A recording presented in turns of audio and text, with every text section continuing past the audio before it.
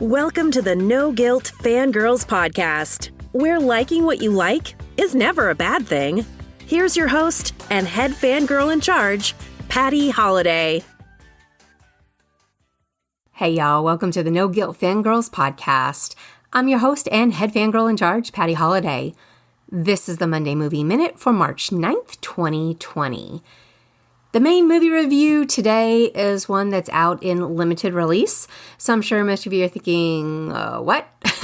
But I am going to review Extraordinary. Never heard of it?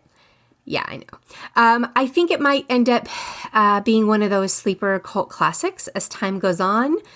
Maybe. So I want to talk about it a little bit, and we're definitely going to fill you in on all of that here in just a minute.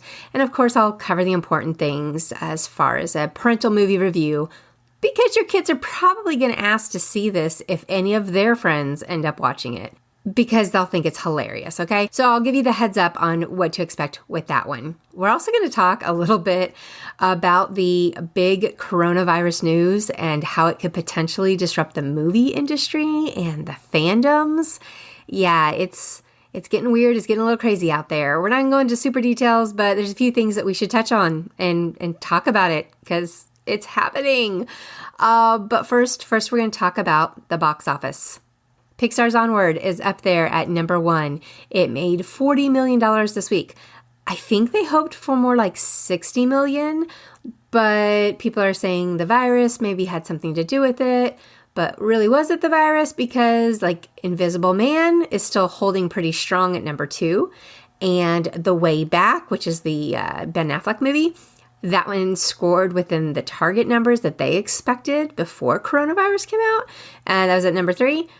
So I don't know, maybe it's parents, maybe they felt like they couldn't take the kids to Onward, at this point because of the virus. I mean, I could kind of see that from a parental standpoint. I don't know what the answer is, but yeah, it's out there. If you want to know if you guys should see it, if your family should see it, I do have a full Is It Safe for Kids on Pixar's Onward review for you, and I will link that in show notes in case you want to go check that one out. Let's see, I said Onward, Invisible Man, Way Back, number 3. Sonic the Hedgehog is at for number 4. Call of the Wild is at number 5. Emma is at number 6. Bad Boys for Life, number 7. Birds of Prey, the Harley Quinn movie, number 8. Impractical Jokers, the movie, at number 9. And number 10... Oh, I didn't write down number 10. I guess it's a mystery, guys. Sorry about that. So there's your top 9 at the box office this week. Oh, it's been a week, y'all. All right. The Way Back, that one's on my list. It was my list to see this weekend. I'm bummed it didn't happen, but I am making it part of the upcoming to-do list. So hopefully we'll be able to talk about that one on Monday. All right, coronavirus. Here's what you got to know about this. Now, if you're on social media or if you're watching the news or reading the news or, I don't know, been to Costco looking for toilet paper, you probably know all about this virus and what's happening around the world. It started a few weeks ago over in China. It's spreading everywhere. It is starting to impact a ton of industries, but particularly related to the movies and fandoms. I wanted to point out a few things that are happening. A couple of big things happened last week, and one of them is, I don't know, seems unprecedented to me. I don't remember something like this happening of recent, but that's when the new James Bond movie, No Time to Die, the release date has been pushed back to November 25th, 2020. So this is going to be a Thanksgiving movie, but it was supposed to come out in early April, y'all. It was supposed to come out in a couple of weeks. Coronavirus was cited as the reason. Yeah. Was this because the press conferences attached to the movie were supposed to take them all around the world? I mean, they do press everywhere, kind of like Marvel movies do too, right? So is pushing back the opening also pushing back the travel and ultimately makes it a safer experience for everyone involved? I mean, at least we hope by November it's going to be a lot better. Or, is there a plot point that caused this big pushback to kind of put some space between it? Could Bond be battling some virus outbreak, right? It's not outside of the possibilities. Either way, That's what we know, and we will find out in November. And I guess we'll also find out if there's any other movies that follow suit. Could it have been a pure financial speculation of, if we can't have the Asian box office right now because nobody's going to movies because they're quarantining themselves, maybe that's why they chose, to push things back. It could be, and I could see other movie studios choosing to do that with some of their potential, big blockbusters that they were hoping for. As of right now, we haven't heard anything else, but that's what happened, and it was it was something to talk about this week. The other big thing was South by Southwest. This is huge in Austin. I am from Austin. In the early 90s, I lived there, and then I went back in the 2000-somethings. I don't know, but South by Southwest is huge, y'all. This is a huge tech industry, entertainment conference that happens, and it was canceled due to the coronavirus fears. Now, this happened after huge companies like Facebook and TikTok and Twitter, they all withdrew, and so then they decided to just cancel the conference. This festival draws in fans from all over the world. We're talking, I think 50,000 people come from everywhere, and some of them are from those very affected regions. And so I think it did make sense to make this call, but I also know it had to just crush them. And the jury is still out to see what other big cons and conferences and fan festivals might have to ultimately follow suit. I am actually supposed to be going to Boston to the Ace Comic-Con in a few weeks, and I keep kind of waiting for that email to come through. I'm not going to lie that it's being rescheduled or that they've had to cancel it. They have been great with communication and updating us and letting us know that they are obviously monitoring the situation. And they did release some changes in photo ops and meet and greet rules that we had to be aware of. So, it's happening, guys. It's happening. This coronavirus, it could impact fangirls and guys just like you and I. We'll have to see what happens as the next couple of weeks roll out. I feel like as fans, we absolutely have a right to be sad and to be disappointed. But as human beings, I hope we can respect the appropriateness of the situation and the calls that are being made at this time. I mean, until then, I will just be over here fangirling my do-it-yourself hand sanitizer since I can't seem to find any on store or online. And fangirl on, right? Right. Hey, y'all, if you are a podcaster, listen up. I'm excited to partner with Podcorn to bring you this episode of No Guilt Fangirls. Podcorn is a marketplace that wants to connect your brand, your show, and your voice with sponsors that will speak to your audience. I've recently started working with Podcorn to host my shows, and it's been such an easy process. Look, if you can't make it easy, I'm probably walking away, and Podcorn has made it really simple and really transparent. You choose what sponsor would be a good fit for your people, submit your pitch, and you go from there. Now, why would you want to have advertising on your podcast? I mean, ideally, we probably all wouldn't. I get it. But hosting fees, equipment, paying for a podcast editor, all of these things can add up, and the logistics can get a little costly. So why not consider working with Podcorn to potentially offset some of the logistical costs that go into creating your awesome podcast? Click the link in my show notes to sign up for Podcorn and start browsing sponsorship opportunities. All right, let's talk about Extraordinary. Now, I didn't know anything about this movie. The reason I went and saw it was I was scrolling through my phone app looking at what movies came out this week, and I landed on Extraordinary. And the synopsis is what pulled me in. It's a horror rom-com. That kind of speaks to my soul, and it got my interest. And then I took a quick look at some critic reviews, and everyone's saying it's a riot, it's hilarious, really getting great response from the critic level. So I thought, all right, I'll give it a try. I'll go check this one out.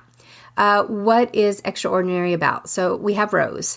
She is a very lovely small town driving instructor, but she also happens to have the talents. And the talents is this supernatural ability where she can talk to ghosts. Okay. She loves this, but she also hates this about herself.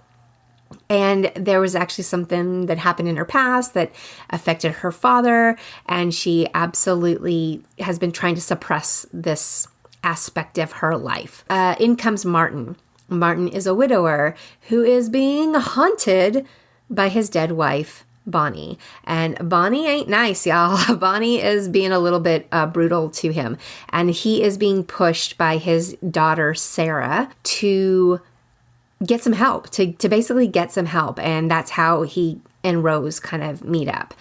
Rose initially rebuffs him, tells him to go away. She can't help him, but ultimately comes around because Martin is lovely, and they decide to work together and to try to take care of the situation, because the situation gets more complicated when Sarah, Martin's daughter, gets basically put under a spell and by somebody who wants to use her in a satanic ritual. That's right, a satanic ritual. That's when things kind of kick up the notch, and Rose is like, nah, man, we can't have that. I got to help you save your daughter. So they start to work together. First of all, as I like to watch these from a parent perspective, again, I have that 17-year-old kid who likes to push the limits on what's appropriate and what he wants to see out in the movie theaters. And I was trying to decide if this would be appropriate for my oldest son. He likes horror. He has a sarcastic humor. I don't know, maybe I thought a little rom-com mixed with horror would be something that he could enjoy. Now, I will say that the jokes and the gore and the satanic ritual situations are all 100% not to be taken seriously. So while the subject matter on its face value, you might be shutting the door and saying that's a hard no, and I get that, and I do think that's appropriate that you know exactly what's up. It's about virgin sacrifice. They are putting together these satanic rituals. It's paranormal stuff. This absolutely may be so far out, that your family cannot watch it. However, if you like the kind of movie like What We Do in the Shadows, it's kind of along those lines, okay? So if that's something that your family has seen or enjoyed, or, it just gives you a little idea of what level this is on. It's basically an Irish ghost story. There's a lot of 4-letter language in this one. Again, I kind of compare to What We Do in the Shadows when you're thinking of the gore level. There's no nudity, but there is some sex. Big wooden phallic staff even that gets some screen time. So, there's definitely some concerns. It's rated R for a reason. It's a fair rating for that. Is it right for your kid? Maybe, maybe not. I think a mature child, 16, 17-ish, could probably see this one and get the humor behind it and not take it very seriously. But at the same time, I could also see completely skipping this one, and it doesn't need to be recommended for anyone under the age of 18. So I'm kind of on the fence. I really think this is one of those, like, your child, your best judgment when it comes down to it. As an adult, did I enjoy it? Honestly, the story itself wasn't super clever, but the writing was, and it did have our audience laughing very loudly at certain times. Some of the paranormal moments were also super clever, but for me, the real feature of the film was in the characters and their development, especially this relationship between Rose and Martin. I adored them together, and I would see a sequel to the story because of them, especially because they kind of leave us on this little cliffhanger, so maybe they're setting that up. I don't know. But Rose is delightful, and she just won over my heart. Why didn't I like it? Maybe it was the other characters who just didn't pull their weight in this film for me. They didn't pull me in as much as they should have. And since, I don't know, I didn't feel like I was seeing anything brand new or a new, fresh story.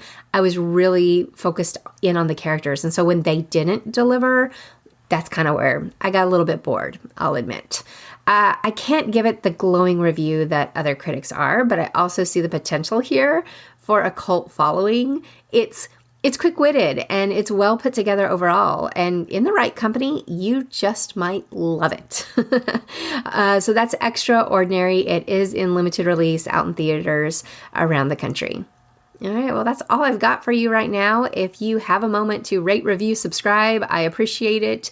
5 stars go a long way in showing the algorithms and other movie lovers and fangirls that you love the show, that they might love the show, and I appreciate that. There will be a fangirling episode up later on this week, so come back. And then, of course, there's going to be Schitt's Creek talk as well. You know we're counting down season 6. We are recapping it. Jamie and I are having a blast with this, and we do hope that you are listening in. And yeah, that's what's going on. That's what's going on. Make sure you wash your hands, stay healthy, stay smart, and while it's no fun to fangirl alone, maybe we can fangirl with a little less people around us until this coronavirus passes, okay? See you next week.